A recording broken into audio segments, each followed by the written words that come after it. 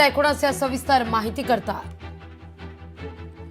Chhatrapati Shivaji Maharaj terminals इथं मराठा आंदोलक झोपलेत। स्वच्छतागृह इथं अपुरे पडत असल्याचं सांगितलं जात आहे। त्यामुळे स्थानकावर देखील तुफान गर्दी आहे। कुठे सोय नसल्यानं स्थानकावर झोपल्याचं आंदोलकांचं म्हणणं आहे। आढावा घेतला आपल्या प्रतिनिधी भाग्यश्री प्रधान आचार्य यांनी।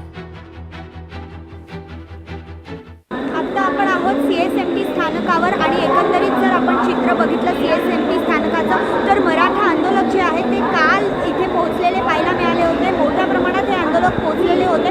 त्यानंतर सीएसएमटी स्थानकावर अनेक गोंधळ जो आहे तो देखील त्यांनी घातलेला पाहायला मिळाला। मात्र आता जर हे या पद्धतीने इथे सगळे झोपलेले पाहायला मिळतात। एकंदरीतच सीएसएमटी स्थानकावर मोठ्या प्रमाणात गर्दी झालेली पाहायला मिळते आणि ज्या पद्धतीने काल जरांगे पाटील यांनी खरं तर या सगळ्या आंदोलकांना सांगितलेलं की 2 तासात मुंबई खाली करा, तुम्ही कुठेही झोपा, वाशीला जाऊन झोपा, मात्र मुंबई खाली करा, अशा पद्धतीच्या सूचना ज्या आहेत त्या मनोज जरांगे पाटील यांनी दिलेल्या पाहायला मिळाल्या होत्या। आणि आता जर आपण बघतोय तर हे आंदोलक जे आहेत ते आजही सीएसएमटी स्थानकावर झोपलेले पाहायला मिळतात। अशा पद्धतीने हे आंदोलक झोपलेले आहेत। याचबरोबर एकंदरीतच आता नेमकं जे दिवसभराचं त्यांचं असणार आहे तर काय असणार आहे, आता काय सांगाल?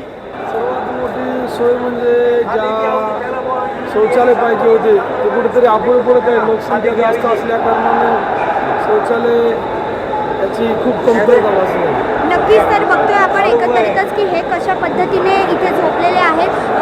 शौचालय जे आहे ते स्वच्छतागृहांची इथे कमतरता आहे।